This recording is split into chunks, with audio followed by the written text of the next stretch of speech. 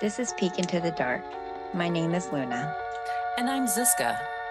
Before we begin, this episode contains references to historical and present-day violence against women and marginalized communities. In this episode, we walk gently through difficult truths, stories shaped by historical and systemic harm. Topics include sexual violence, forced sterilization, femicide, and abuses carried out under the weight of state and religious power.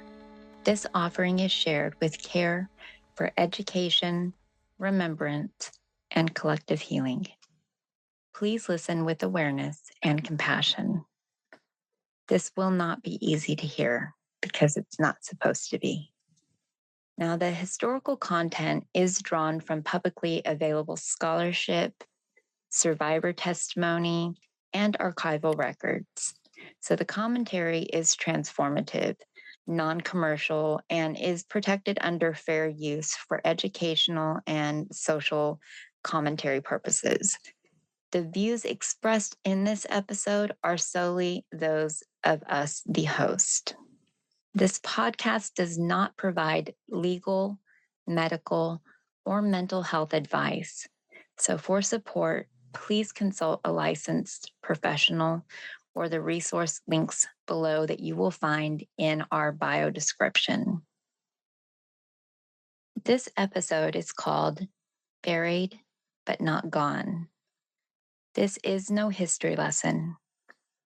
This is an excavation, a ceremony of truth, a reckoning with all that was stolen, erased, and buried beneath silence. And this is for the women who were never meant to be remembered. The woman tied to a stake, the girl sold into slavery, the healer branded a witch, the writer erased from her own manuscript, and the mother whose children were taken in the name of order. This is for every voice buried in ash, rewritten in someone else's hand, or never allowed to speak at all, and for every soul, like yours, that is beginning to remember. Long before empire, before patriarchy, there were civilizations that honored the feminine. The oldest sacred symbol known to humankind isn't a cross or a crown. And Ziska, I don't know if you know this, it's actually the womb. Wow, that's really powerful, but it kind of, makes sense to me. Absolutely. That's where life is created. Right, exactly. Common sense. Hey. Now, in what we now call Turkey, a Neolithic society flourished for centuries without signs of war, and women and fertility, they were honored in their murals and also in their altars, not kings and not conquests. Across Africa, the matrilineal societies pass power, story, and lineage through the mother's line. Mm-hmm. In Kemet, ancient Egypt, women were pharaohs. They were healers and priests. Hatshepsut ruled as king. Mot, goddess of balance, justice, and truth, held the scales of the soul. In Mesoamerica, Ixchel, the moon goddess of the Mayans, watched over childbirth, healing, and wisdom. And in the pre-colonial Philippines, the Babylon women shamans led their people in spirit, prophecy, and ceremony. But a shift came, and this shift was not natural. It was actually orchestrated. This wasn't simply war. It was actually a reprogramming. Now, the transition from goddess to god was not a spiritual evolution. It was a conquest. From Babylon to Rome to the Holy Roman Church, they did not just erase the feminine. They replaced her. They wrote Eve as the fall. They turned Lilith into a demon. And They also buried Mary Magdalene beneath centuries of lies, starting by calling her a prostitute, when in fact she may have actually been a priestess that was very beloved and a teacher. They rewrote law to make women property. They rewrote scripture to make her less divine. And they rewrote history so that she would vanish. When colonizers crossed the sea, they brought more than their weapons. They brought their own ideology. In Africa, griot storytellers were silenced. In the Americas, the matrilineal tribes, they were actually broken apart, and their daughters were taken to be, quote, civilized. In Asia, Taoist priestess and Buddhist nuns actually lost status under rising male regimes. And in Europe, herbalists and midwives were hunted, tortured, and burned. And this is not because they were witches, but because they knew too much. They healed too well. And most important, they did not bow. It's like so crazy because they knew too much. Well, we got to stop that now, don't we? Right. We're going to That go ahead knowledge, and deliver your child and heal you. But, right, exactly. Mm. But you know what? They still called this progress. They called it order, and they even went as far as calling it salvation. But before the silence, there was song. Before the sword, there was a circle. And now we remember not only that it was taken, but that it was ours. You know, the patriarchy did not always exist. It was built deliberately and for control. In ancient cultures where the earth was mother, women held land, leadership, and lineage. But as agriculture rose and land became wealth, something shifted. Ownership entered the human mind of crops and land, and eventually of women. You know that saying, like when they're saying, oh, if you could have, go back into time and talk to somebody, that has passed or whatever, I would love 5 minutes with the one that came up with this. I would just Yeah. love it. Who thought this would be? Yeah, that would be great. Great conversation. That's a whole nother, yeah. Whole other episode. So, like we were saying, so to pass your wealth to sons, reproduction had to be controlled. Wow. Which meant, of course, controlling women's bodies, movement, and choices. So are we talking about Project 2025? Just out of curiosity? Yeah. Okay. That is on, page 398. Gotcha. Hidden Okay. in Okay. italics. Sounded familiar. Okay. Yeah. So marriage became law, not for love, but to ensure paternity. Virginity became currency. Freedom became a threat. Now, think about this. Women owned land.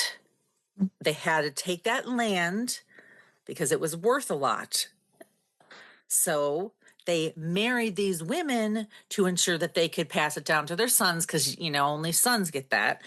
So making sure a woman is a virgin is very, very important. So it's all about controlling a woman, taking their land, taking their right to reproduce, and their right of who to love, because they were forced to marry. They didn't have a choice on who to marry either. Right. And it's just so you guys know, hearing us laugh through this, it is us laughing. It's coping. So that we're not crying or, saying other choice words. So yes, absolutely. But knowledge is power. So remember how Luna said they brought their own ideology? Well, by the time the Roman Church took power, a doctrine had been set. Women is sin. So women equals sin, and man is salvation. Okay, well, and that's still kind of how it is today, isn't it? Well, that's what they like to think. Sure. Yes. Sure, we'll go with that. Tertullian, he was an early church father, and he wrote a lot of really choice stuff if you choose to look him up. But one of his direct quotes were, about women, saying, "You are the devil's gateway. You are the first deserter of the divine law." And I'm trying to comprehend that statement You're the devil's gateway. with what they believe, right? Mhm. With what certain people believe. And I'm not saying any particular religion, anything like that, but I'm saying what they believe. So, Mhm. in the way that this church father believes, women created a certain way, so and forth, so forth. But now all of a sudden we're the devil's gateway. Okay. Absolutely. Because Wow. if you listen to us, if you follow our way, There's look where you're common going. sense. Yeah, if you follow our way, you listen to us. Yeah, exactly. We're the devil's gateway. Don't listen to us. And guys, please know, honestly, I know again, this is kind of this is a It's harsh, mockingly because we all know this right? is rubbish. And we So, know it's not all men, so please, yes, please hold off on the hate comments in regards to that. We're not hating on. yeah, I would not be married to my exactly. husband if I thought all men were like My this, and husband supports us 100%. exactly. So, yes, just know it's coping Tell me mechanism more, and girl. mockery. So, Yes, tell me more. coping.